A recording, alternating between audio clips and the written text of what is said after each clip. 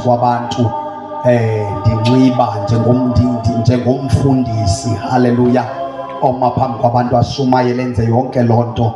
Andimkhonzeli uYesu loo nto, kodwa ndimkhonzela uYesu kuba ngenye imini ndihlale naye, ngoba andimkhonzeli nokumbona, ngoba ukumbona wonke umuntu ophila emhlabeni usezambona, noba uyakholwa noba kakholwa. Lithi iBhayibhile nabamgwazayo nababekade bemnyelisa bemthuka bengamfuni uYesu basezambona, kodwa indlela esimbona ngayo iyongafani ngaloo mini. Kukho abantu abayothi xa bekumbona kube yintsikelelo. Utobhalayo lalelani izinceko zenkosi zimemezela ukubuya kwenkosi, icilongo selizokhala masinya. Lithi abanye bayokhala abanye bayojabula ngaloyo mini. Khona imini ezayo abantu abayokwehlukana ngayo. Bakhona abayothi xa bembona bakhale, kukho abantu abayothi xa bembona bavuye. So ekumboneni ndagqitha endaweni ekuthi ndifuna ukumbona, kodwa ndifuna ukuhlala noYesu. Haleluya. Ukumbona koku ndikulangazelelayo mfundisi wam Mamphula, endikulangazela ngoku ndisenapha, ndimbone ngoku ndisaphilayo, ndingamboni sendifile, ndingamboni sebuye ezolanda ibandla, kodwa ndimbone ngoku ndisaphilayo. Ndimbone endenzela intsikelelo eyokuqala kwintsikelelo zonke, eyokuba angehlukanise nesiqalekiso esisisono. Haleluya. Egameni likaYesu, ncwadi kaYezekile, egameni likaYesu Kristu, asizibabathe njengokuba kunje apha phandle, kodwa akukho nto sizayirobha. Sawuthetha whatever uThixo athi masiyithethe egameni likaYesu Kristu waseNazaretha. Incwadi kaYezekile chapter number 33. Sifunde mhlawumbi kusiqale pha kuverse number 8. Ncwadi kaYezekile siqale kuverse number 8, kodwa indawo esibhalele kuyo nguverse number chapter number 33 verse number 8, kodwa sibhalele kuverse number 10 egameni likaYesu Kristu no11, bese siyathanaza ngegama likaYesu Kristu waseNazaretha.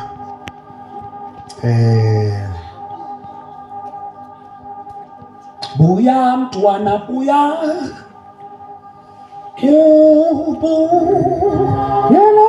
yelekhaya musubulibala, musubulibala, buyelekhaya, buyelekhaya, buya mntwana buya, buya mntwana, buyelekhaya,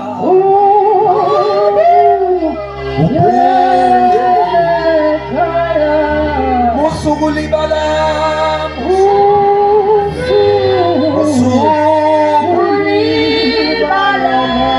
buyelekhaya.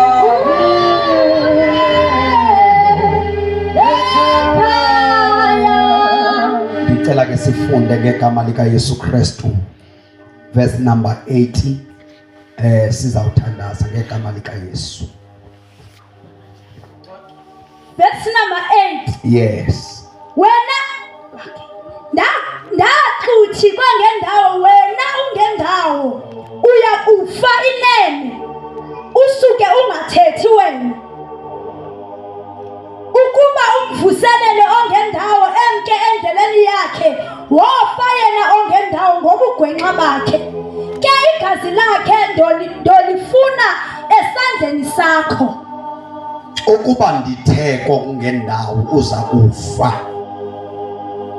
uthetha uThixo uthi ukuba ndithe ongendawo uza kufa, uze wena ungathethi into kulo ophila impilo endingayifuniyo ndinguThixo. Lithi iBhayibhile afe efela ekoneni kwakhe. kuthiwa uyakufa yena ukufa, kodwa kuthiwa igazi lakhe lo ongendawo. Wena oye wathula inyaniso uyazi awathetha, kuthiwa igazi lakhe liyokuzwa phezu kwakho. Wena othe inyaniso uyazi kodwa awathetha, wamoyika wamcingela, wenza wacompromise ngazo zonke indlela awamxelela ongendawo, eseduka ephila impilo eya kumxabanisa imehlukanise noThixo ngokungunaphakade. Lithi iBhayibhile apha uyakufa ongendawo, ngoba izwi likaThixo xa lithethile alibuyeli kuye lingakwenzanga oku bekuthethwa nguThixo ngalo izwi lakhe. Uthi uyakufa kodwa igazi lakhe ndiyakulibuza phezu kwakho. Yebo, wena ke xa uthe wamvuselela ongendawo, kodwa ukuba ongendawo uye wamvuselela, yebo, endleleni yakhe, wamvuselela endleleni yakhe, ukuba abuye endleleni yakhe egwenxa, akabuye endleleni yakhe, aze ongendawo akhethe ukuhlala somxelela inyaniso yazi ukuba le ndlela ahamba kuyo iyawumenza ukuba ahlukane noThixo. wafa yena uyakufa efela ebugwenxeni bakhe, ke wena uhlangule umphefumlo, kodwa wena umphefumlo wakho uhlangule. Haleluya, haleluya. Enye yezinto esiyenzayo xa sisima ngehlobo simisa isipika, siyayazi ukuba ayingabo bonke abantu abazawuphuma beze kule ntente, kodwa sinayo into esiqiniseke ngayo ukuba odlula ngendlela nohlele ekhaya oyivayo into ethethwa kule ntente, nophumileyo weza kule ntente, ukuba uye wahlala endleleni yakhe unento esiyenzayo thina. Njengokuba iBhayibhile lisithi kunendoda eyayinkosi, lithi iBhayibhile yahlamba izandla zayo, haleluya, izihlamba etyaleni elalinikwa uYesu engenayo. Nathi xa simemezela ngohlobo asizange uzohlangula nje abantu balomhlaba, kodwa nelethu igazi, haleluya, sinento ethi igazi labantu balapha esiphunzayo lingabuzwa phezu kwempilo zethu, haleluya. Sihlangula ubomi bethu, sibuhlangule ekutheni inkosi ithethile yathi masizomemezela, sizowonisha abantu, sibaxelele ukuba bangafi befele endleleni zabo ezibugwenxa. Lithi iBhayibhile xa beye banenkani bayakufa, kodwa bazawufela ezonweni zabo, igazi labo lingabuzwa kubantu ebebevakalisa udaba. Haleluya, haleluya. Siye siqinisekise, senze unako mfundisi wami, ukuba sicacise kangangoko sinako indima kaKristu nomsebenzi uYesu awuzeleyo, nokuba singobani thina kuye, kwaye xa singekho kuye uKristu kwenzeka ntoni empilweni yethu. Uyisono sifike senza ntoni kuthi, sicacisa kangangoko, kodwa asinyanzeli mntu ukuba makeze ngenkani. Umntu wanikwa i-power of the choice ukuba akwazi ukukhetha phakathi kokuhle nokubi.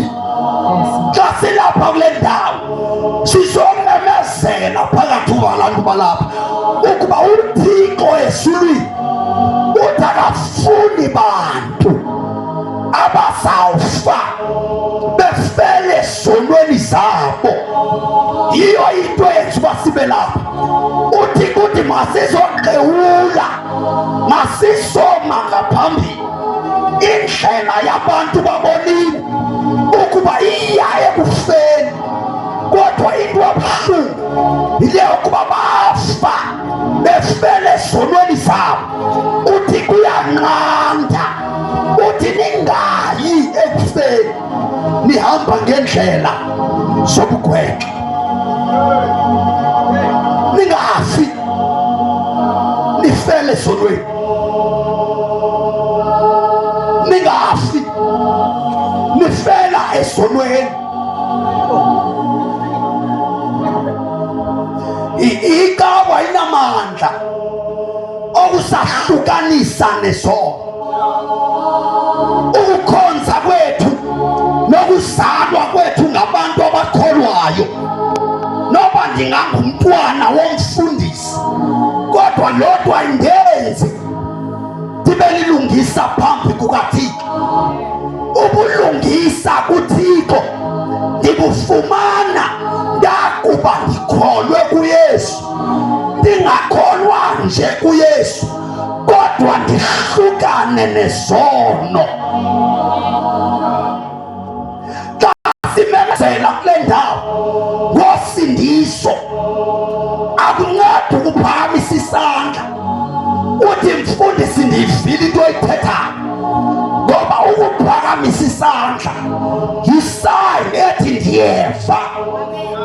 Kodwa xa le nto seyingene manyana, asiyiboni ngesandla, siyibona ngokuguquka kwalo mntu ebephakamisa isandla, angaqhubeki ngendlela ebekade ephila ngayo. Yiloo nto uThixo ayifunayo, bangaguquki njalo abantu bese kubantu ebekade bebashumayeza, kodwa baguquke babuyele kulo babexabene naye. Sizonazisa ukuba akekho okwazi ukuziyela kuThixo, abashumayela abanamandla okusa abantu kuThixo. Haleluya. Noba ndingathetha phambi kwenu ndibile ndibe manzi, andinawo amandla okunisa kuThixo, kodwa nguYesu onamandla okuhlanganisa umuntu oxabene noThixo. Uthi kuthi memezelani kwaba bantu ukuba mabahlukane nendlela zobugwenxa. Haleluya. Memezelani, memezelani ukuba niye nathula igazi labo lobuzwa phezu kwenu. Haleluya. Igazi labo, wona lo mntu mna ndiphila kakuhle, wona lo mntu ndiyifumene inceba ndaguquka ezonweni, ndabuyela kuThixo ndamkhonza. Kodwa lithi iBhayibhile, xa mna ngexesha inyaniso ndiyazi, athi uThixo hamba onqanda umama uphula, mxelele ukuba le ndlela ahamba ngayo izamsa kwantshabalala, ndize ndiphule mna. Noba ndiphila kakuhle, kodwa ndinetyala kuThixo, ngoba kunomphefumlo ozoyolahlwa, ulahlwa ngenxa yokuphula kwam. Kodwa apha kule ndawo sizosusa abantu kuthi, sizokhulula imiphefumlo, ngoba kunemiphefumlo yalapha kule ndawo yasesikhundleni ewawusaziwa ukuba ngo-2025 kuyobe kumeyintente imemezela.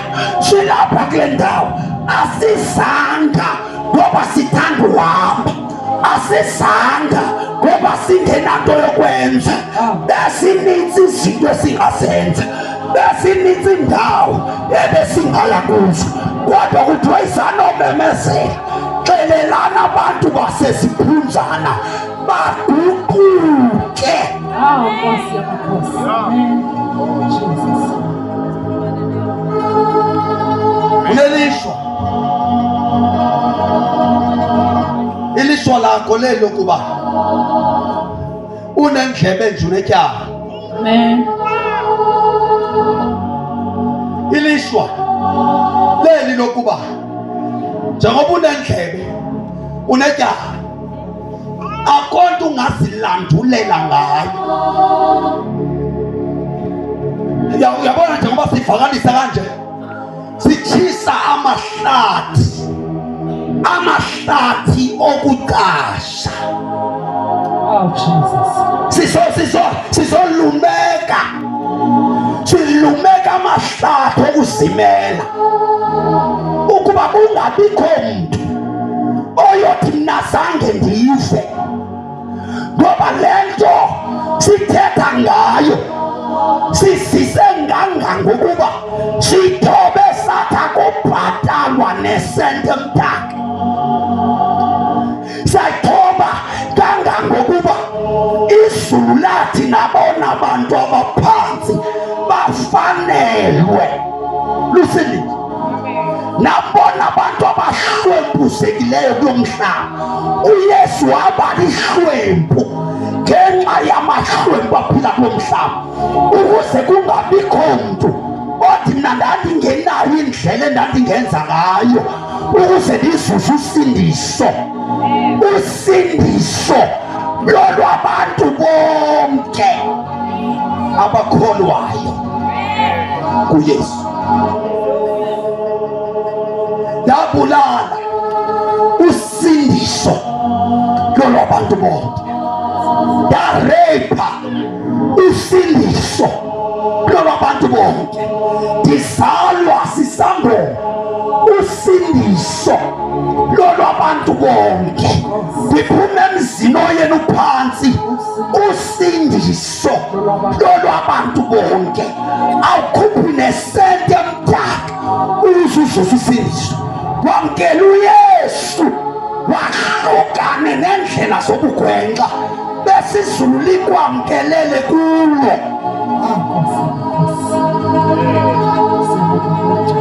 Noma ndingasecaweni ayindenzi ndisinde,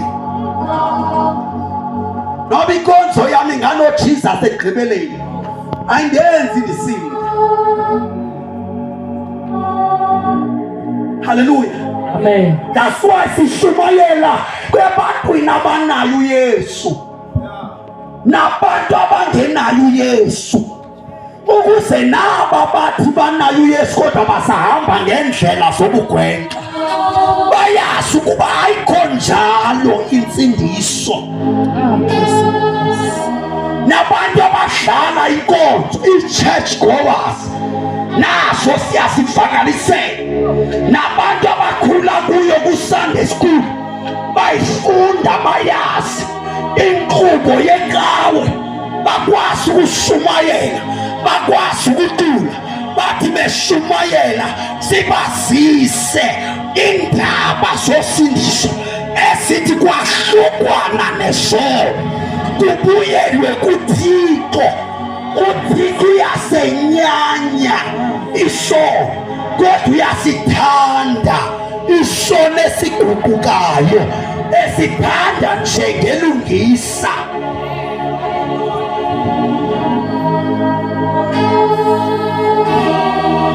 Sikhona abantu basekhaya. Amen. Yeyam ayikho ngamisebenzi yethu. Hallelujah.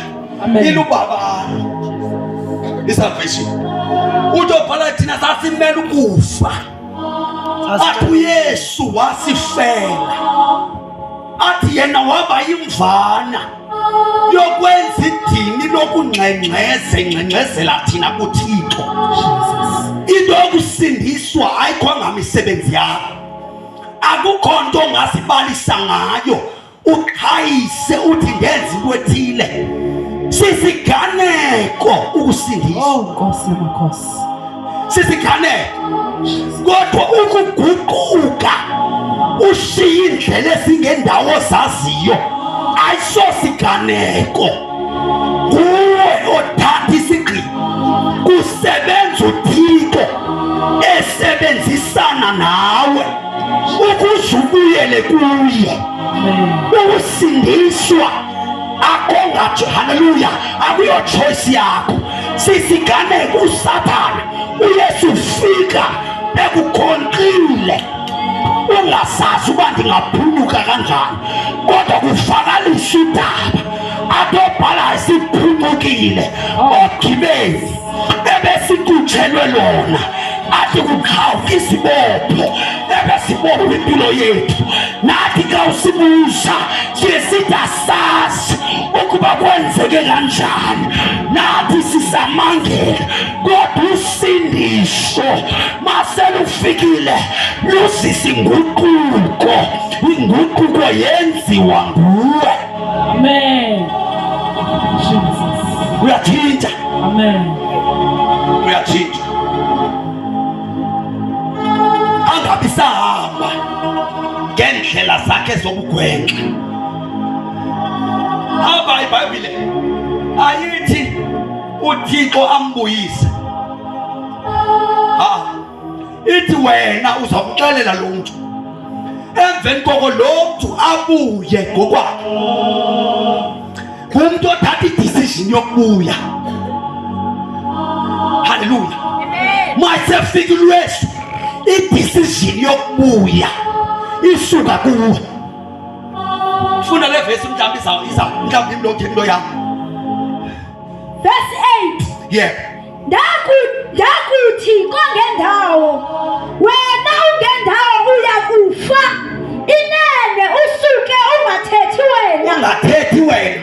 Ukuba umvuselelo ongendawo. Yep. Emkenzeleni yakhe. Yep. Wafa yena ongendawo. Uzakufa lo ngendawo.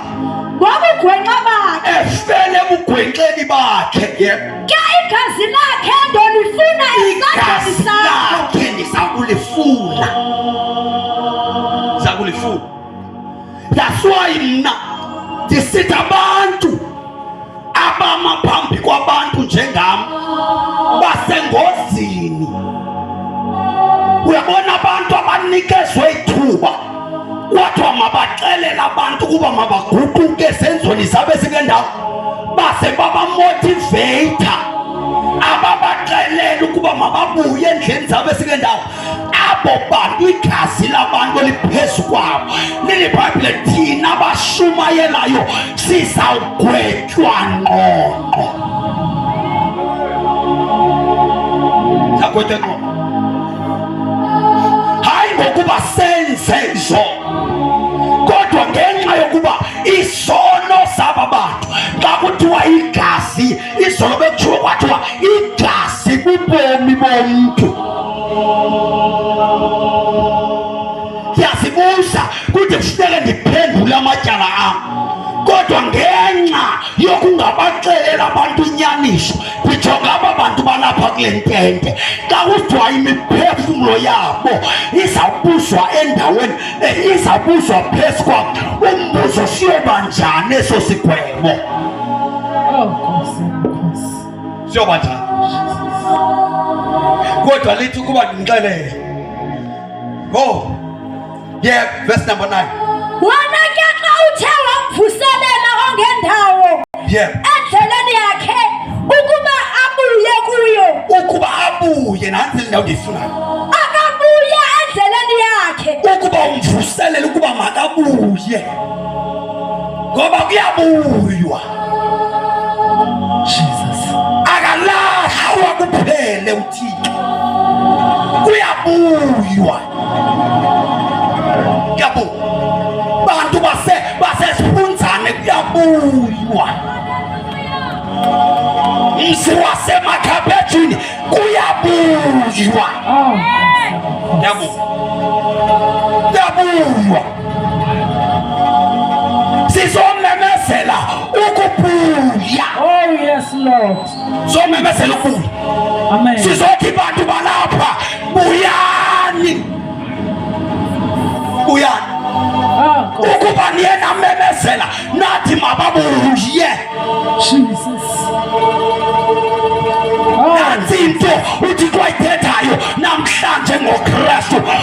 buyani. Unyana womntu wasela ukufuna nokusindisa abantu abalahlekileyo ukuze babuyele kwimbangi nomgqibelelisi wokholo lwabo. Bantu balapha uyabuywa.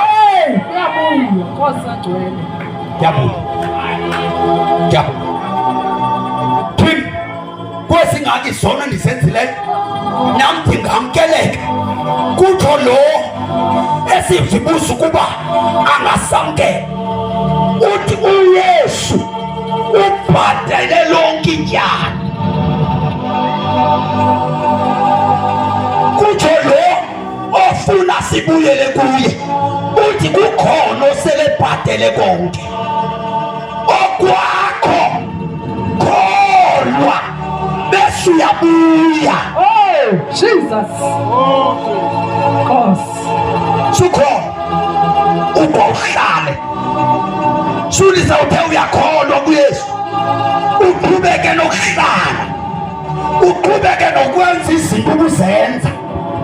Buya kaloku, buya kaloku, buya. Ukuba ndithumele emntwini abantu abamnendiphazamisa ndiyabetha xa ndishumayela. Uba ndithumile ndathi hamboxelela abantu babo, hambobalumkisa, waze wathula igazi labo lokuzwa kuwe. Kodwa kubuyile wabaxelela. That's why singazange apha uzokitana, asizange apha uzonyumbazana, asizange uzothetha zinto esifuna ukuziva, kodwa sizoxelela abantu ukuba khawujonge kujuleni kwenhliziyo yakho, ingabe izenzo zakho siyamkholisa na umbhali wakho. Ukuba uthe xa uzibona ukuba xa ndinofa ndifela kule ndawo ndikuyo, soze ndimbone uThixo. Xa kuthethwa ngesihoko kuthethwa ngendawo engenaThixo, engasoze iphinde ibe noThixo. Kuthiwa kuloo ndawo kukhona ukulila okukhulu nokujikisa kwamazinyo. Indawo yenhlungu, inhlungu yokuqala yokuba uphile for the first time, uphile emhlabeni kungekho sandla senceba phezu kwakho. Nkosi Jesus. Apho kuyobe kuvulelwe lonke uhlobo lwemimoya ekhohlakeleyo, lonke uhlobo lobubi lusebenze phezu kwempilo yakho ngemvume kaThixo.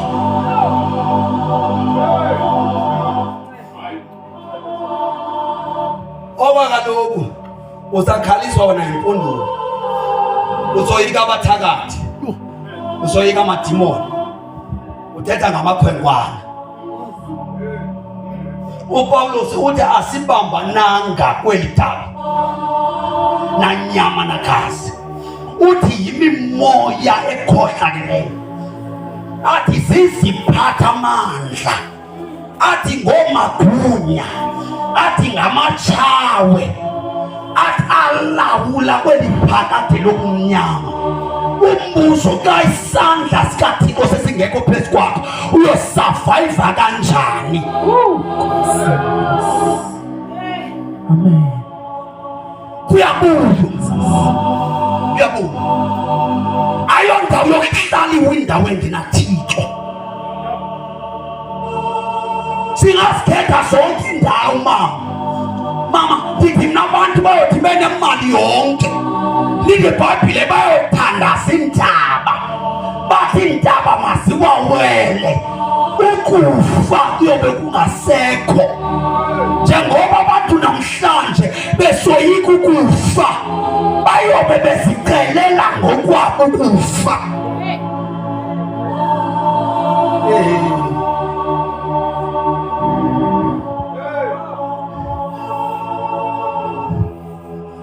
intsomi lento ndiyithethayo uba ibiyintsomi ngendingqinelene nale nto bisithi uyesu uyabuya kweentsuku ezimbini yamangala uba uselapho asizawuzoxela ntsoma kodwa ayijiki ifekthe yokuba uyesu uyabuya. Amen.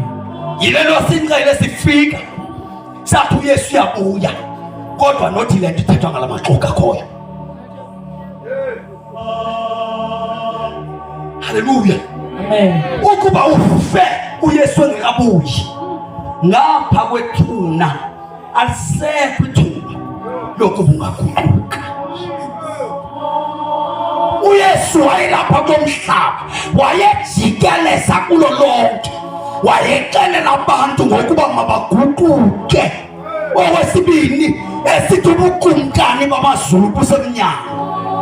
Nathi silapha sizoxela abantu ukuba bamaguquke bahlukane nesono. Loo nto yenzeka only uma umuntu ehlangana noKristu. Ndandisono esibi lesaye nkosini ngegama likaYesu ndathanda wesumthandazo wangithethele wangethula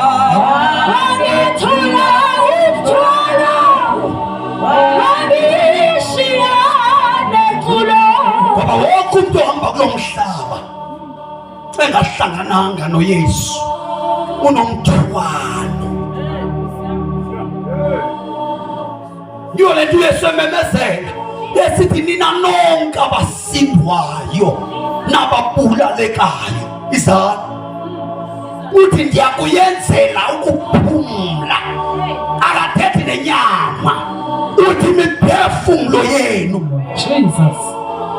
Sibona abantu abakhululekileyo abazihambelayo abatya into abayithandayo abaphangela kumisebenzi yamaphupho wabo kodwa babotshiwe. Wonke umuntu ophila kulo mhlaba engenaYesu likhoboka. Khoboka. Jesus. Khoboka. Sizomemezela inguquko. Siyabulela uYesu mamkele uya phela. Siyabulela siucelele ngoYesu wamkela uya kaloku. Nkosi Jesus. Izono ziqinywa only abantu xa beguquka bebuya.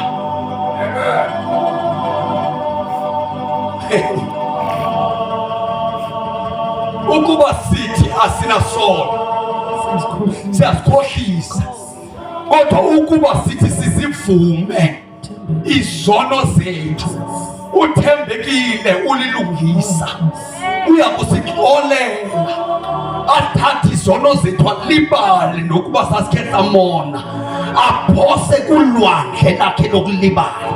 Siqale ipheji entsha emhlophe engenayo nemigqa uqala ubomi bakho kabutsha.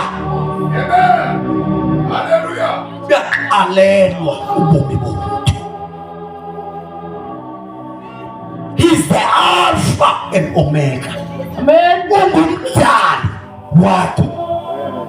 Noba sekuthiwa izono zingqombela sibomvu akukho mntu ungasazi isono wasenzayo ubizwa ngezinto ezimbi wazenzayo. Xa uhlangana noYesu ubuyisela ubutsha njengekhosi. Uyaqalela uThixo ayiqale kabutsha impilo yomuntu. Athe notata wabantwana abahlanu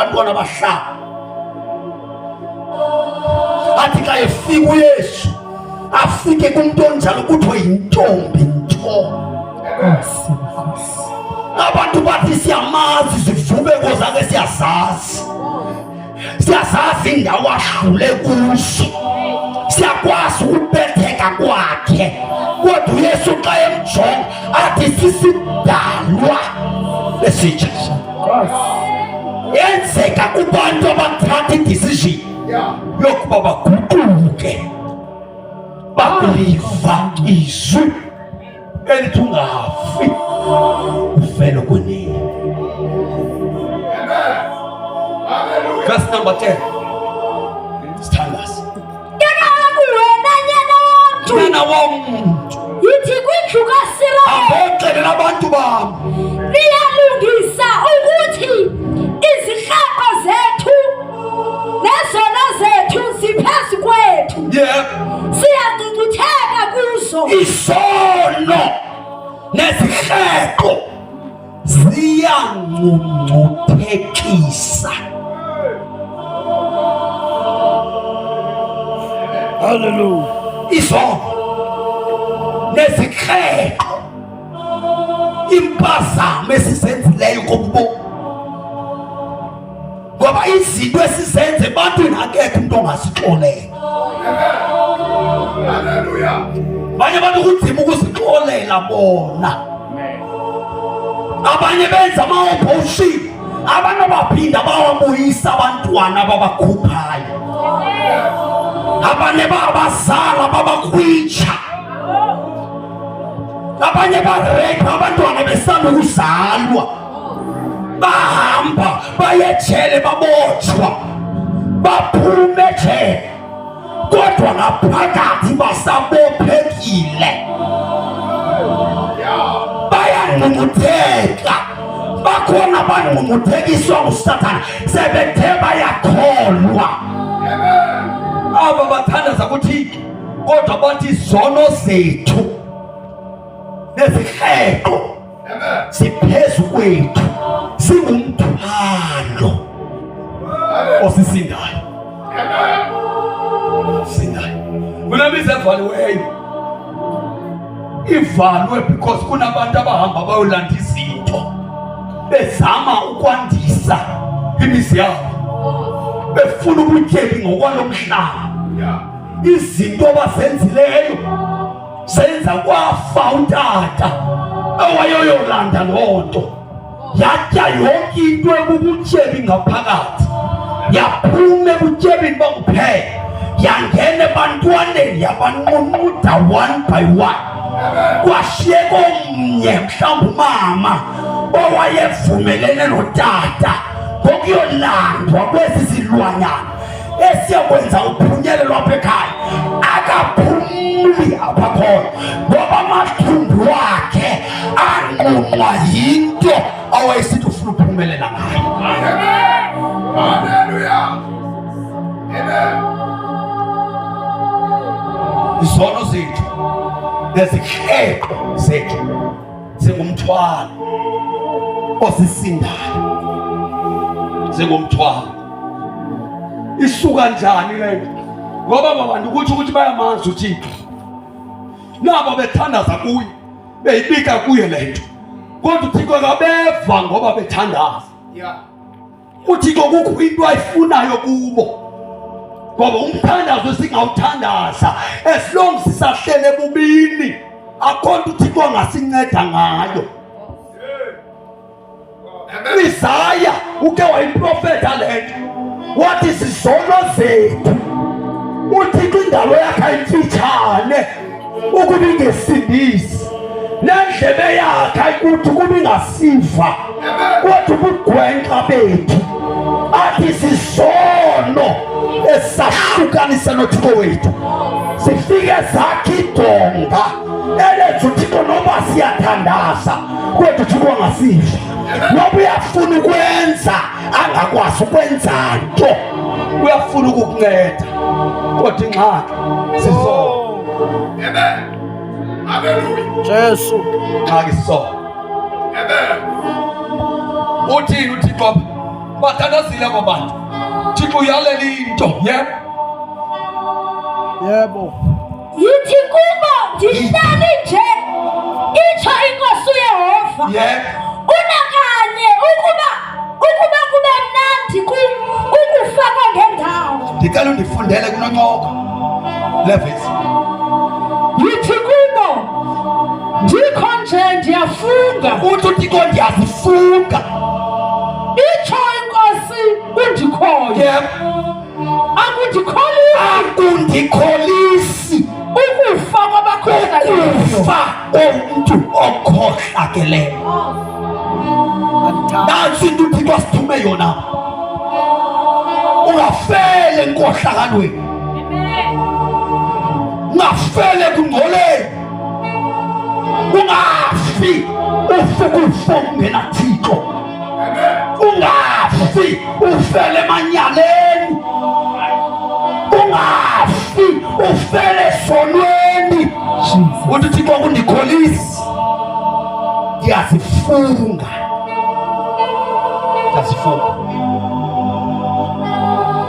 Ngethanda ukwanetha kodwa nyana umuntu hambi ebantwini babo baxelele bangafi. Kahle kahle uThixo akafuni namnye ongafa engahlangananga noYesu. Funda bonke abantu bangasindiswa bafikelele kuyazini inyaniso yokuba mnye uThixo ukwamnye nalowo ungumxolelanisi phakathi kwabantu noThixo uKristu Yesu. Inyaniso leyo msulwa yokuba noba ungabulakawe kodwa mnye uThixo. Noba ungase usile kodwa mnye uThixo. Noba ungase Siyoni kodwa mnye uThixo. Noba ungase Rhabe kodwa mnye uThixo. Noba ungase Assemblies mnye uThixo. Noba ungaphi mnye uThixo.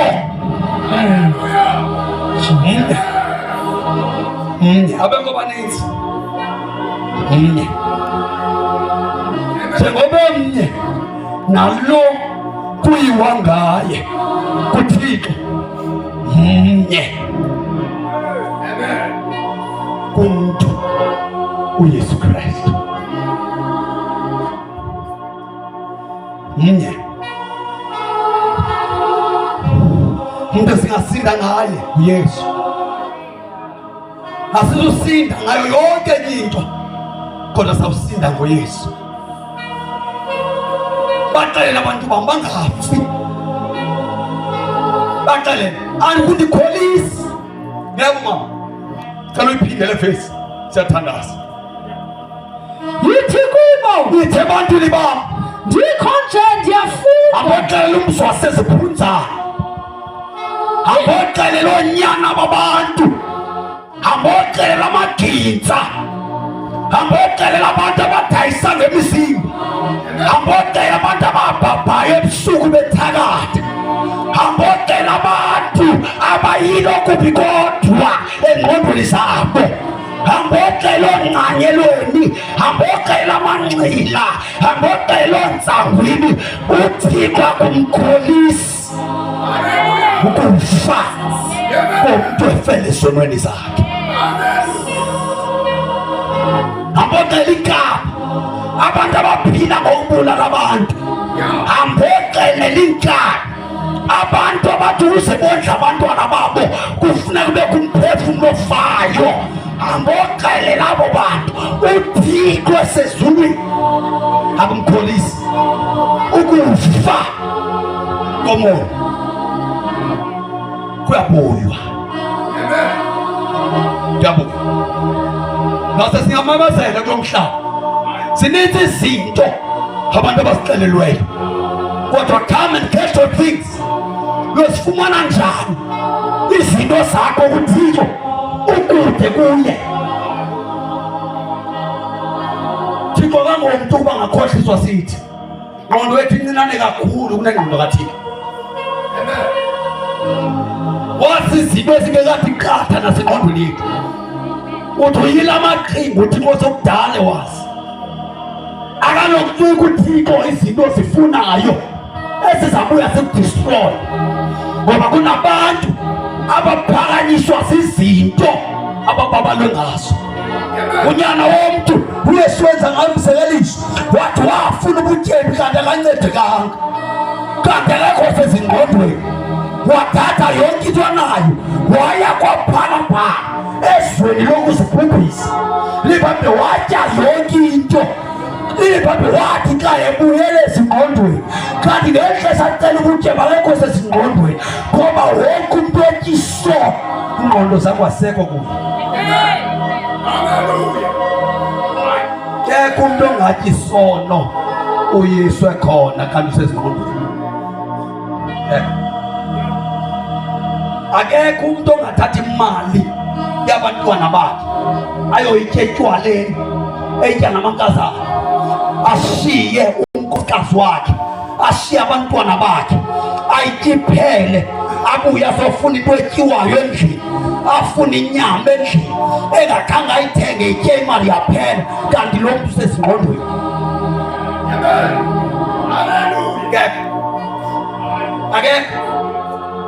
Akekho umntu ongashiya abantwana bakhe belamba ayokondla abantwana bomnye umntu, ayokwakha elinye ikhaya lakhe libhidlika, kanti usezingqondweni. Akekho umntwana ongafundiswa akhuliswe ngabazali kabuhlungu, bemkhulisa ngemali kadanki, bemse esikoleni eyunivesithi, athi xa epasa ahamba ayohlalisana, ashiye abazali bakhe engabazi noba batya ntweni, engabazi noba bangobani, abaphike, kanti usezingqondweni. Akekho umntu ongaphuma emakhaya njengoba ndihlanga uCentane, kunabantu abasuka uCentane bazotshona eMthatha bezosebenza, babashiya abazali babo baflathela amakhaya, zange baphinde babuye ngoba isimo sengqondo siphazamisekile. Kodwa sizoma apha namhlanje sizothi buya mntwana, buyele ekhaya, ungafi ukude nekhaya, ungafi ufele ebugwenxeni, ungafi ufele ebanyaleni, ungafi ukude nokudala. Ngiyabonga, ngiyabonga, ngiyabonga. Kubesele mama Sithandazi, kubesele Sithandazi. Ndithanda ukuba baguquke. Ndithanda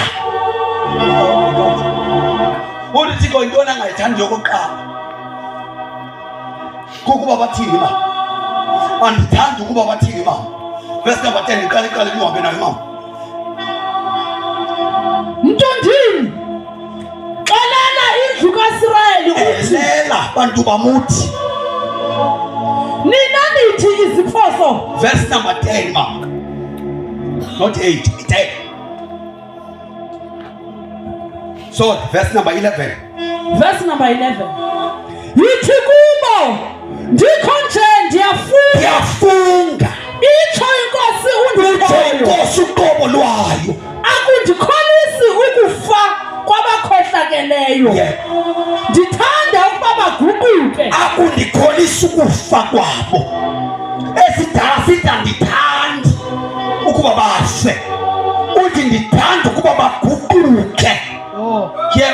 Bahlukane nezenzo Bahlukane bona ngokwabo nezenzo zabo zobugwenxa, badle ubomi. akathi ndizobahlukanisa, uthi bona mabahlukane bona, ndizabanceda only xa bethatha isigqibo sokohlukana. Uthi bakhe benza loo nto phambi kwam, abo bantu babizwa ngokuba bayaphila.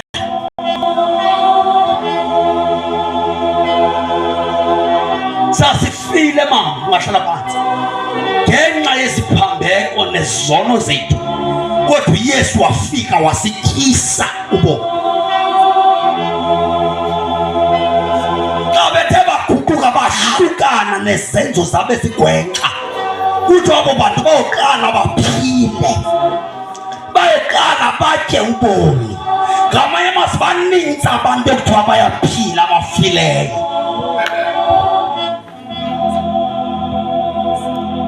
Hallelujah. Amen. Hallelujah. Amen. Singakuboni kanti ngomnye ofileyo nawe. Ungabe phambi kwethu kanti awukho phambi kwakhe. Ungaveli kuthi kanti awuvelanga kuye. Ungabe negama elihle ebantwini kanti libi phambi kwakhe. Injani impilo yakho kuye? Bathandaza abantu. Bathandaza bayi-understand lento. Uthena uthixo angasusiva. Kanti ingxaki yabo bahlele endaweni engeyiyo. Uthixo uyasithanda isono, kodwa uyasenyanya isono. Uthixo uyasithanda isoni, kodwa uyasenyanya isono. Into ehlukanisa uThixo phakathi kwakho naye isisono. So yebo mama, gugukani kwindlela zenkohlakalo. ngani ukuba nidenise mhlundini kaSirayeli. Sime ngenyawo. Gugukani.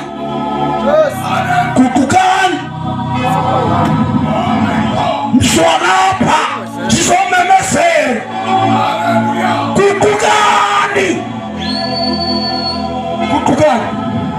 Buyani. Ukuguquka. Ukubuya. Oh, Jesus. Gugukani. Yini nidenise. Nifele bonini. Yini. Gugukani. Zomemezela kulo mhlaba. uYesu olungisa izimilo zabantu. uYesu watshintsha amakhaya abantu. uYesu obusela abantu kumdali wabo. Gugukani. Vula umlomo wakho uthandaze. Make nifulanise ngaphambili. Kondra Pradasha. Vula umlomo wakho uthandaze. Busata parakato. Yaka parapa papa shakata. Muraba babo sata. Yes, Lord, tuseme izandla phezulu siyathandaza. Oh, thank you Jesus, siyathandaza. Oh, hallelujah. Hallelujah. Hallelujah. Hallelujah. Hallelujah. Oh, siyabulala Jesu. Hallelujah.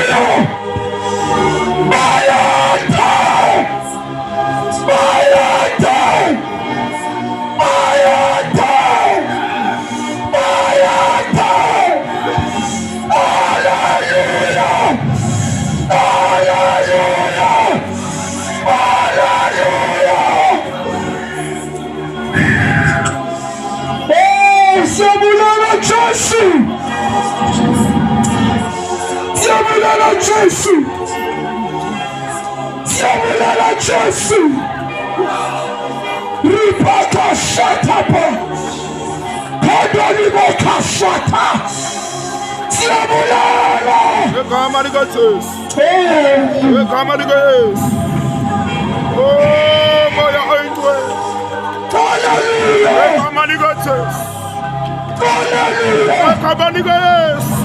Usipate la kiko. Come on, Jesus. Usipate la kiko. Come on, Jesus. Hallelujah. Come on, Jesus. God was giving my brother. Come on, Jesus. Ostatenati. Come on, Jesus. Siamonga. Come on, Jesus. Siamonga. Come on, Jesus. Siamonga. Siamonga. Come on, Jesus. Itasiganga. Askuli magenda. Come on, Jesus. Siamonga. Simulano sibuya lunalo ngoba wethona manje sikunika sidimo sikunika inhlonipho sikunika isibongo wena khasi buya ngobudwele haleluya haleluya. We thank you, Jesus. We thank you. Pastor Sanja Zako. We thank you. Sigumoya Tandas. Vala mesho akho. Sigumego Tandas. Uyabona ngoku sime phambi koThixo. Ngoku asimanga phambi komuntu. Sime phambi kwalugqiba othetha kule ndawo. Sime phambi koThixo. Futhandaza ebusuku nomuntu.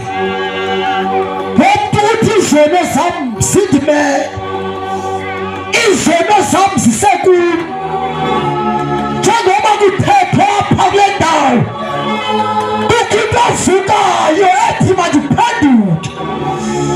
Izono zam zindongamele. Ndifana nonyana wolahleko.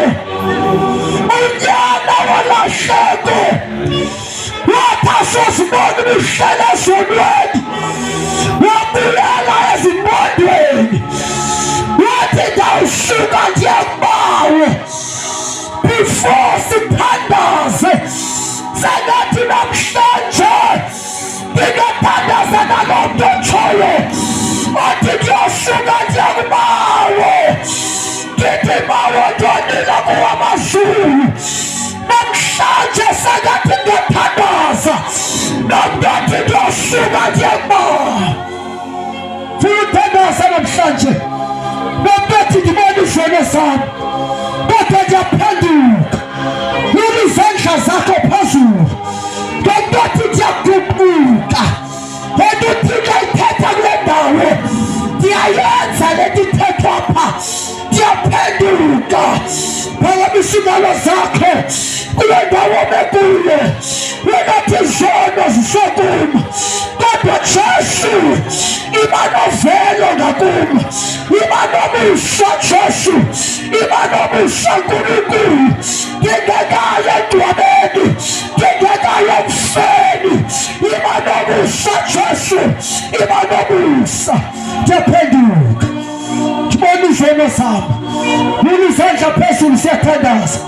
Ngegama lenkosi yethu Jesu.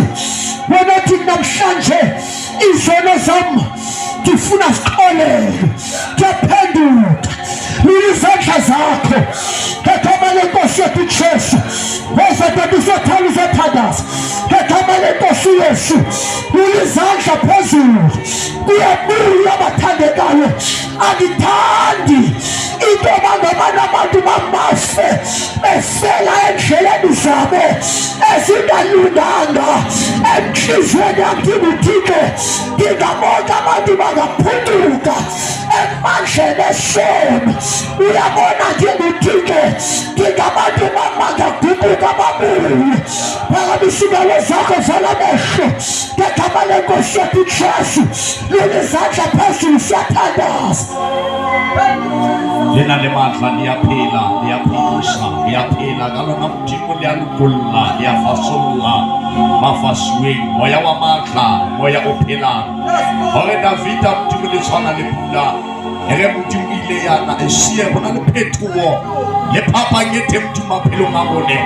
Akobo etsale mdimo le wele le siye go sena phethoho. Moya wa matla re ya ka phela kalona mdimo peo ya lentswile ke thambuela. Moya o phelang o mojadi o kile wa tswa mdimo o lo jala.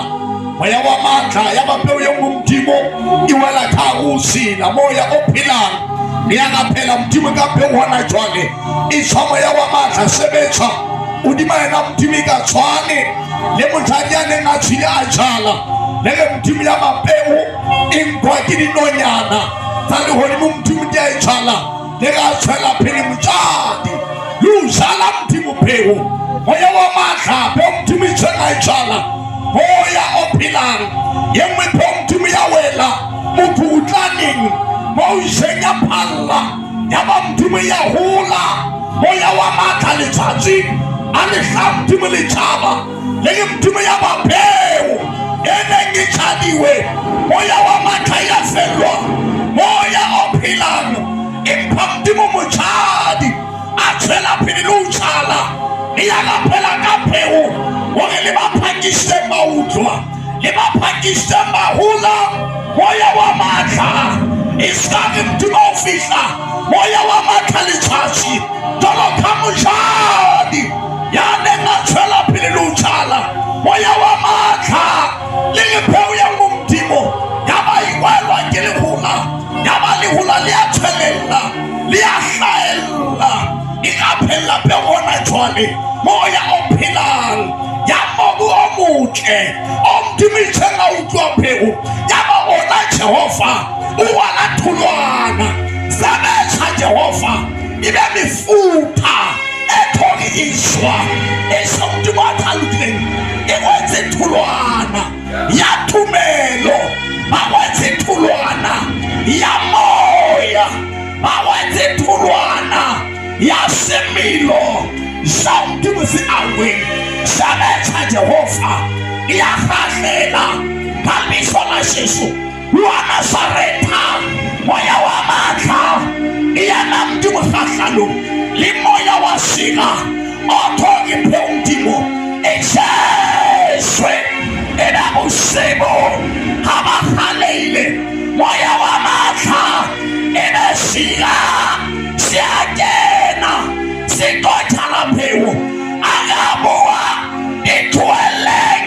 dihola di le moho ke tloa di bona mohla letsatsi la kotulo ka taolo Modimo ba tswa o tswa di bona ka lebitso la Jesu wa Nazareta fuwa Modimo hona jwale e ka wa qala kapa Modimo wa qetella ka lebitso la Jesu wa Nazareta moya wa matla ke bua matla mollo Modimo moya o halalla ka taolo Modimo ba tlo tswa ka lebitso la Jesu wa Nazareta in Jesus name amen. ashaya izandla zethu ngegama lenkosi bishop azosivalela shaya izandla zakho shaya uJesu izandla ngegama lenkosi siyathandaza ekuseni sizobe silapha ngo5 sizobe silapha ekuseni ngo5 sizothandaza ngegama lenkosi yethu Jesu uyangena umvuselelo late ngo5 kuyaqalwa uthandazo apha etendeni bese kuyathandazwa again kuyaqala umvuselelo ngo5 kuyathandazwa ngo5 kuyaqala umvuselelo ngo5 egameni lenkosi yethu Jesu waseNazareta sicela xa uphuma apha abantu abatsha basicedisa apha kwizitulo egameni lenkosi yethu Jesu amen. Masibethele uThixo Sunday School. Shapa maotla shapele Modimo.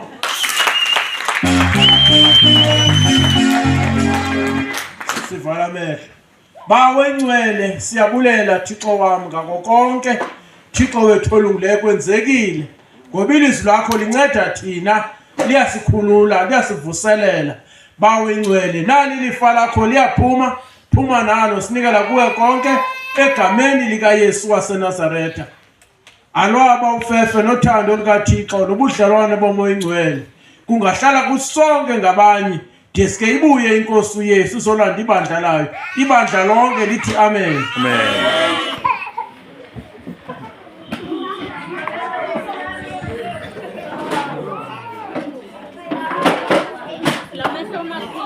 bakholwa ulive uyangena every day uyangena ulive